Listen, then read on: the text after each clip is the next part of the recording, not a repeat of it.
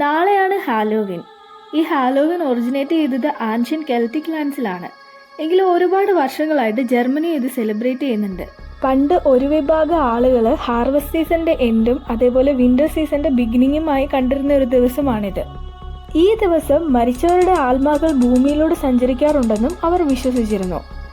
അവർ harmful സ്പിരിറ്റ്സിൽ നിന്ന് മറഞ്ഞിരിക്കുന്നതിനായി തീ കൂട്ടുകയും പലതരത്തിലുള്ള കോസ്റ്റ്യൂംസ് ധരിക്കുകയും ഒക്കെ ചെയ്തിരുന്നു.